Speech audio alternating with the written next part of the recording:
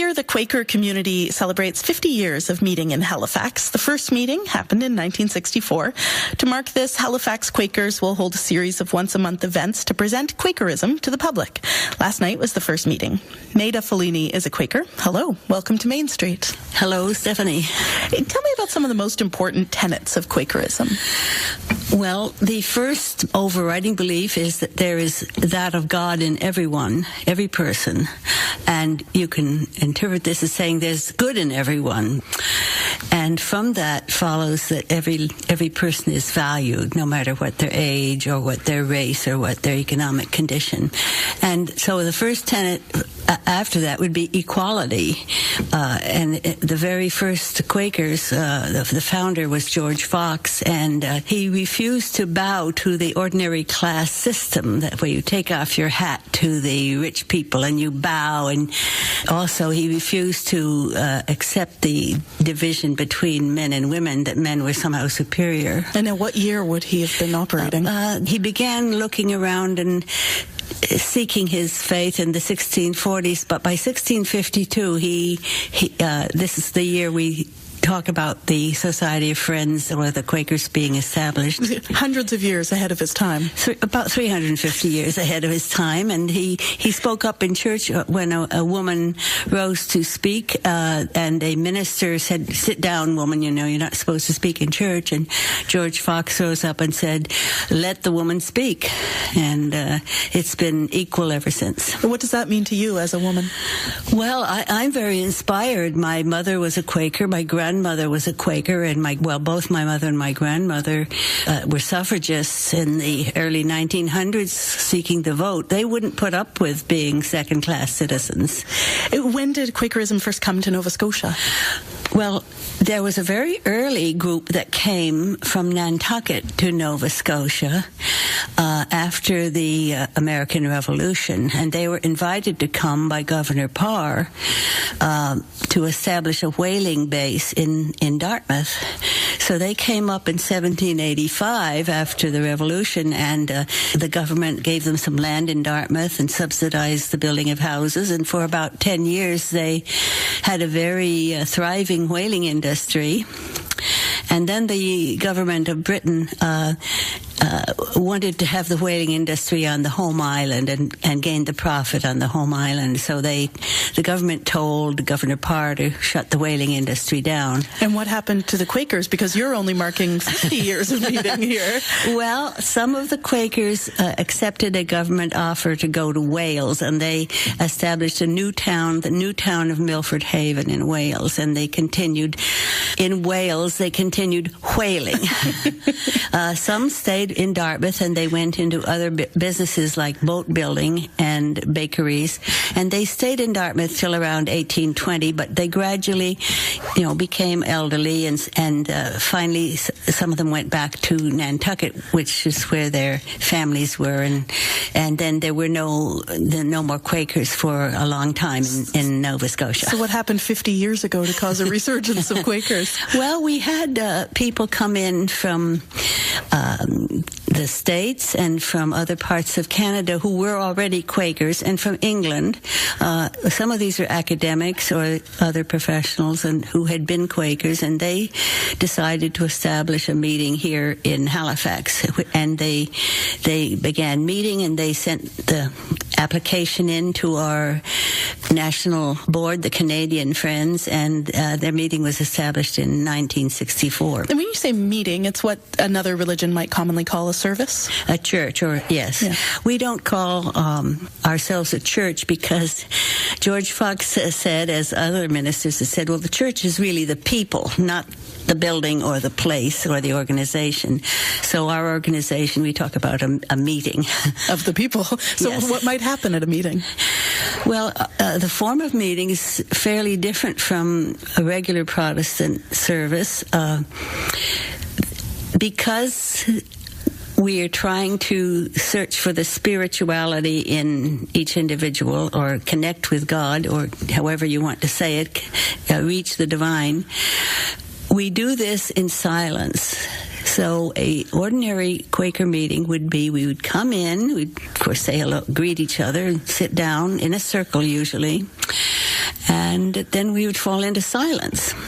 So a Quaker meeting is often known as a silent meeting, but it's more than silence. As we settle in to silent worship, we are trying to reach the divine, and individuals may feel that they have reached a spiritual place, and they can speak out of this if they have a message for us. So what are you doing in that silence? Are you meditating? Are you contemplating? Are you thinking about the chores you have to do at home?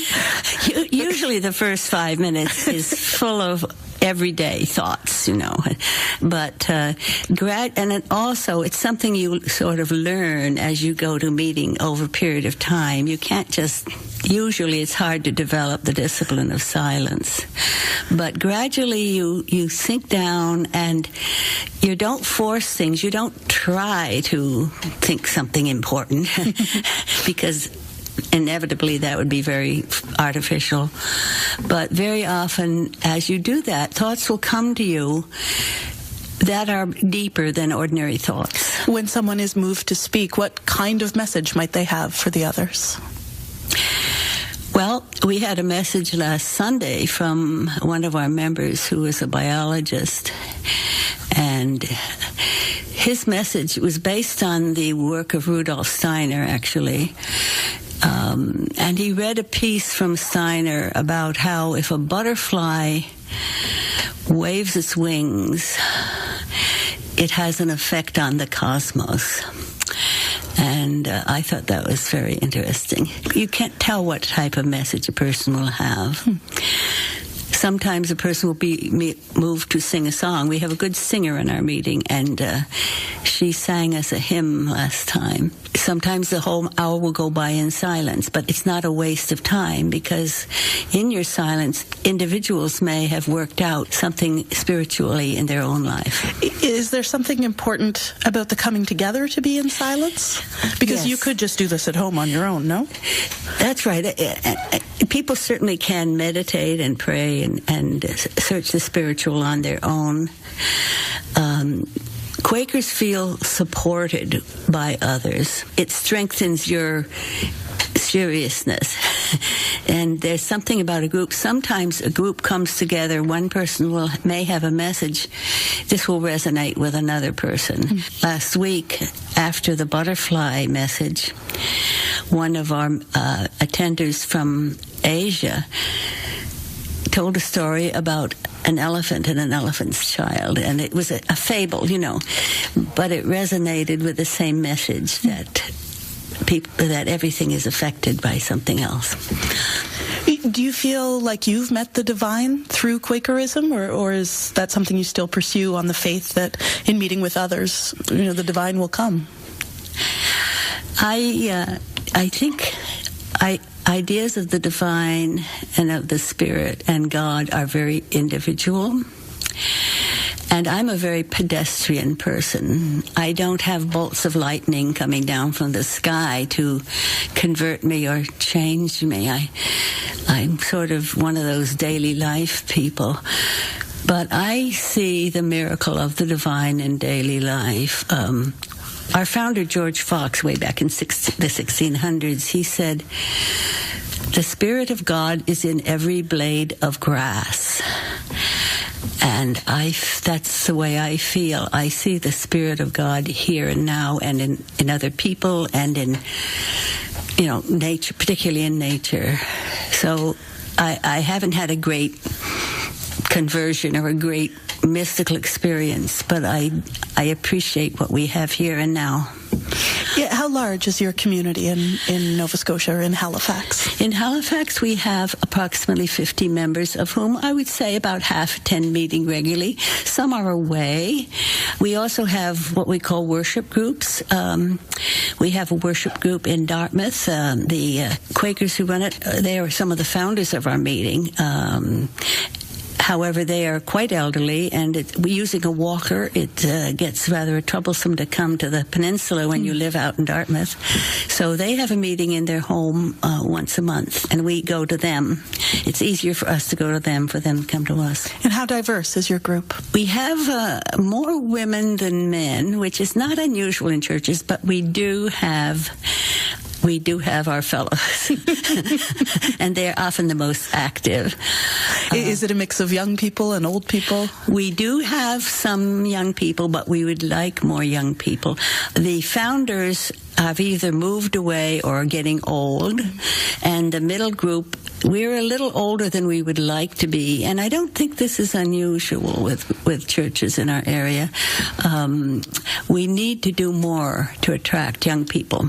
So what are you doing this month to mark the 50th? Well, we had our first session last night at Dalhousie Multi-Faith Center, and it was very helpful for the chaplain group there to host us and allow us to use the program room there for our meeting and be helpful to us. We invited the public, and we had notices in the paper, but we also had notices around the Dalhousie campus, and we had about half a dozen students there, which was good, and probably an equal number of adult visitors, and we had a total of 27 people, which crowded the room, so that was very helpful.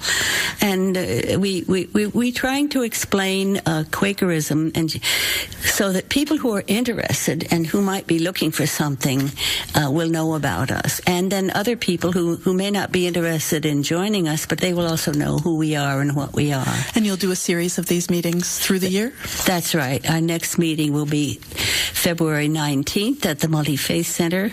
We have a wonderful speaker, Katie Avon, who is a graduate of Atlantic School of Theology, and she's going to talk on a Quaker view of God. We'll be having meetings, sessions the third Wednesday of each month, and in October we're going to have a reunion of war resistors whom the Quakers helped during the 1960s. Maida Follini, thank you for speaking with us. Well, thank you for inviting me. That's Maida Follini. The Halifax Quakers are celebrating 50 years of meetings in Halifax, and they will hold a series of once-a-month events this year. The next is February 19th at the Multi-Faith Center at Dalhousie University. 29 minutes after 5 o'clock. It's 5 degrees in Halifax and rainy. Here's Bill with a look at traffic. Bus got stuck. That's the